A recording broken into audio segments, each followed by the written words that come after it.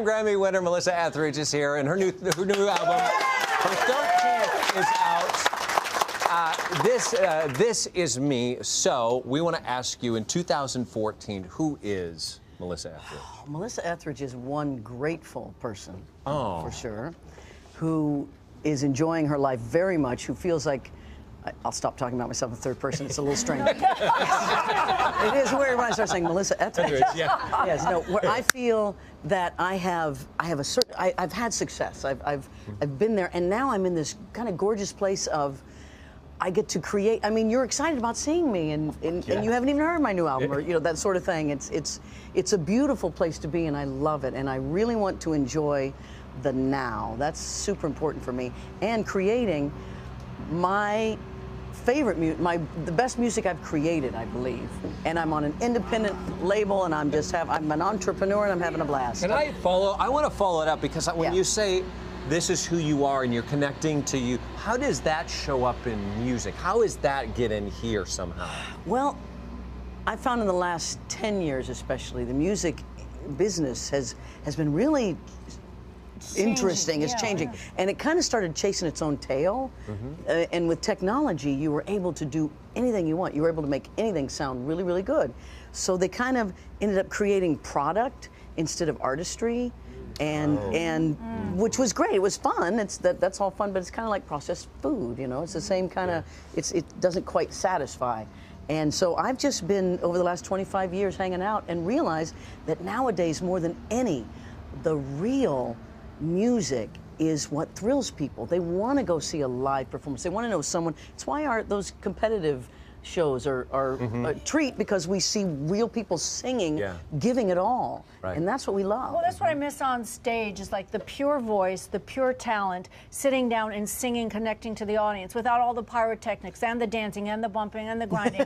You know, you are, the ultimate entertainment. Well, you know what I mean. Some of that. We like the bumping a little bit. There's a little. But it's still show business, honey. I know, but I mean, to sit there and listen to this pure voice. No, but your album has a rather, the song Monster, where did that come from? Because that's rather ominous, that Monster first was a collaboration, which, because this is an independent record, I'm not on a major label anymore. I decided to go, I can reach people through social media and like this myself. That I didn't have as much money up front, blah, blah, blah, the business part, but I got to then collaborate with producers and writers, and I went to Jerry Wanda, who is, he used to be the bass player for the Fugees, Lauryn Hill, Wyclef Jean, really cool, kind of different kind of R&B soul. And I went into his world, and we created this music that's it makes you want to move, and I love it. And it's called Monster, and I didn't quite know what to write it about. So I was actually coming from a meeting at the United Nations. It was the first meeting for any sort of LGBT group where they sort of said, yes, this is now considered a human right, not just a gay rights. They were going to include it in human rights. And as I was leaving the United Nations, I saw, if you've ever seen the front of it, there's a massive sculpture of old like tanks and guns and things that they've made into like this dragon being stabbed by Saint Michael, and it made me think, a monster. I'm a monster, and I just went from there. And it's one of my favorite songs on the album. I just go listen to it if you do nothing else. Well, speaking of monsters, let's talk about Halloween, because it's here. Is it a big deal at your house? Absolutely. Is it really? Are you kidding? Yeah, because you got the I have ones. 4 children, and so the younger ones are, all into trick-or-treating. The older ones are just into scaring. They just want to, just scare everybody at the house.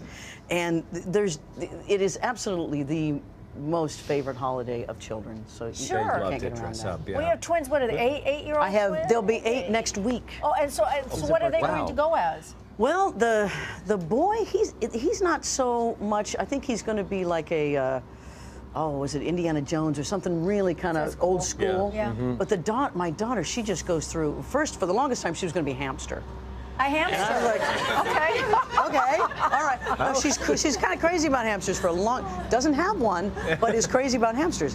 And then just yesterday, of course, which you're thinking, okay, I've got Halloween set. Yeah. They're like, no, I want to be brave. I was okay. Well, you've got that outfit, but what she really wants is the bow and arrow. So now she's all about. Sure. I got to get her that bow and arrow for. What are traditions? Because this is the first year my boys don't want to go trick-or-treating. Oh, wow. I know, they don't. Wow. But we have something very special planned, which I'm going to share with everybody when the time that's comes. cool. But they don't. I think they actually, what I'm very relieved is they want to give out candy. They want to be at the door. Yeah, that's what the older ones, they did. Yeah, They love that. Then they love to see all the costumes. So that may be part of our tradition. But what do you guys That's do? cool. Is there anything sort of ritualistic that you do? Well, you know, it's the one thing of going house to house, and in my neighborhood, I live out in the Kardashian neighborhood. It's a crazy neighborhood, and we're all trying to outdo each other out there. It's insane. So my kids come home with massive things of candy, right? Just you know, buckets and buckets of candy, and it's just impossible. You can't tell a child, okay, well, put that in your room, and you know, I'll see you at the hospital. Eat it. Yeah, you're gonna have pneumonia in a few Diabetes. days. Yeah, Yeah. yeah. So what we do is at the end of the night, okay, let's look at your bounty. Now you may pick. And I give them 7. So it's like, you know, one day a week, or you can, however you want to do it, but you get 7 of your, pick the best candy you want in there and pull it out and then give the bag, and it's called the Switch Witch comes at night.